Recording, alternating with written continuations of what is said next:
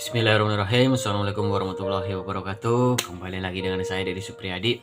Nah, baik kawan-kawan dan para sobat semua, video kali ini kita akan membahas terkait dengan PPS ya, Panitia Pemungutan Suara.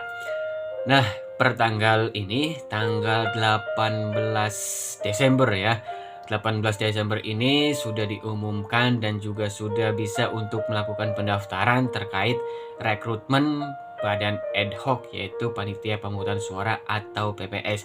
Nanti kita akan bahas terkait PPS. Tapi sebelum itu, seperti biasa untuk kawan-kawan yang belum subscribe, silahkan subscribe channel saya ini dan jangan lupa nyalakan loncengnya. Baik, terima kasih. Nah, PPS Panitia Pemungutan Suara ini pembentukannya sudah jauh-jauh hari ya, sudah dikabarkan dan juga sudah diinformasikan.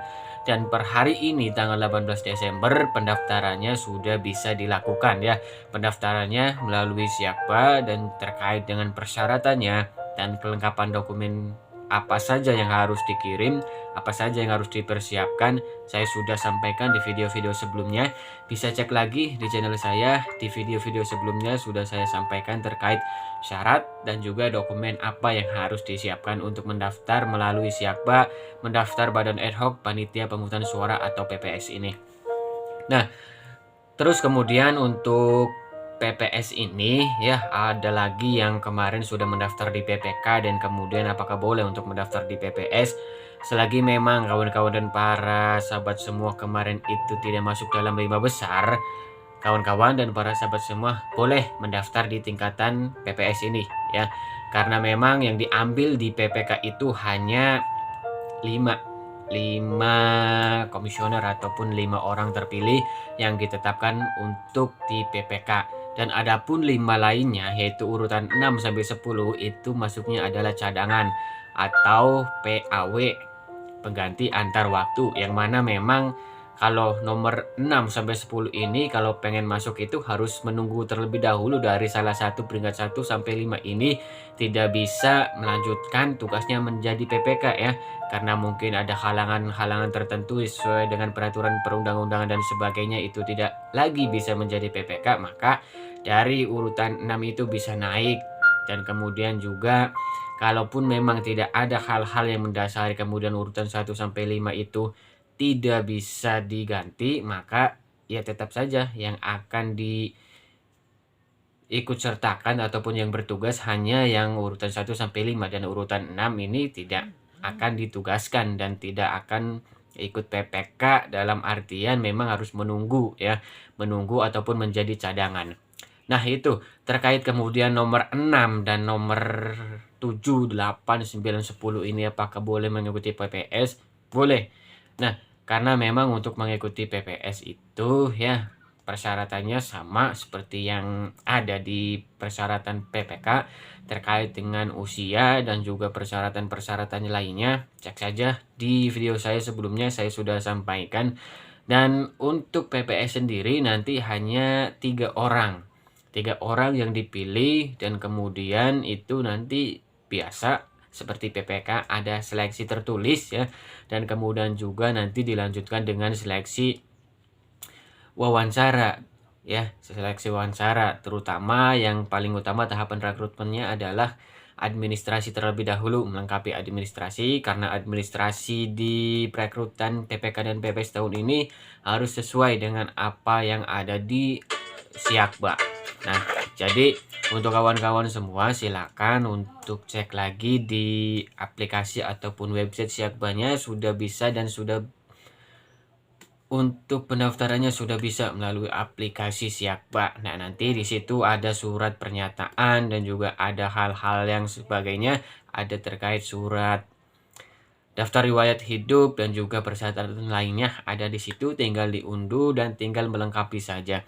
Dan kemudian ketika nanti yang menjadi catatan adalah ketika rekrutmen PPK kemarin yaitu di surat keterangan kesehatan. Nah, di situ untuk para pendaftar harus memang wajib untuk melampirkan tes gula darah ya. Di situ ada tes gula darah dan tes tekanan darah dan sebagainya, itu memang wajib karena memang harus sesuai dengan peraturan yang sudah dilakukan ataupun sudah diterapkan terkait dengan aturan surat kesehatan. Nah, surat kesehatan ini beda dari surat kesehatan untuk pekerjaan lainnya ataupun lamaran lainnya yang hanya sebatas surat keterangan sehat, tetapi harus dilengkapi dengan informasi ataupun cek kadar gula darah dan sebagainya yang ada di persyaratan-persyaratan untuk rekrutmen PPS dan PPK.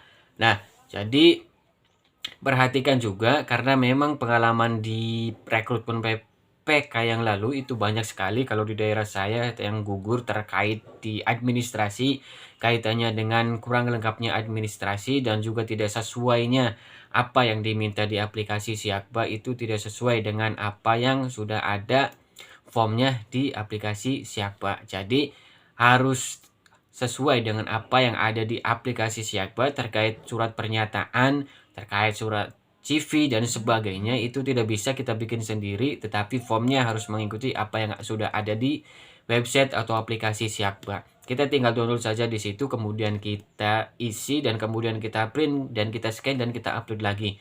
Jadi kita tidak bisa untuk membuat form sendiri karena formnya sudah disediakan di Siakba tersebut. Dan hal yang penting juga yaitu terkait dengan mungkin nanti setiap kali KPU ini mungkin ada perubahan-perubahan seperti pada saat rekrutmen PPK itu ada beberapa perubahan ya. Ada satu atau berapa kemarin itu terkait dengan hal-hal di surat pernyataan yang kemarin itu ada yang pas awal pendaftaran itu kalau tidak salah hanya menyertakan 10 poin, tetapi ketika pas tahapan sudah dibuka, pendaftaran sudah dibuka ini selang beberapa harinya ada pembaharuan terkait surat pernyataan yang ada tambahan 1 poin lagi yang menjadi 11 poin. Nah, ini juga perlu ataupun penting sehingga kawan-kawan yang mendaftar harus mengikuti IG ataupun sosial media dari KPU di daerah kawan-kawan sendiri sehingga setiap nanti ada notifikasi, ada pemberitahuan dan pengumuman sebagainya itu kawan-kawan bisa untuk menyimak dan juga bisa untuk meneliti kembali pendaftaran yang mungkin sudah dilakukan apakah memang sudah sesuai atau bila mana ada notifikasi atau pengumuman terbaru itu harus diperbaharui. Karena tadi saya sudah sampaikan ada beberapa orang dan juga lumayan banyak kalau di daerah saya terkait dengan yang tidak lolos terkait dengan administrasi tersebut. Oleh karenanya penting untuk kawan-kawan dan para sahabat semua yang berminat dan juga tertarik di PPS ini untuk daftar dan bisa untuk mengikutinya dengan baik tentunya dengan mengikuti prosedur dan juga yang sesuai di Siakba dan sesuai dengan persyaratan yang telah ditentukan oleh KPU. Mungkin itu saja untuk video saya kali ini. Terima kasih, kurang lebihnya mohon maaf. Wallahul muwaffiq ila aqwamit thoriq. Wassalamualaikum warahmatullahi wabarakatuh.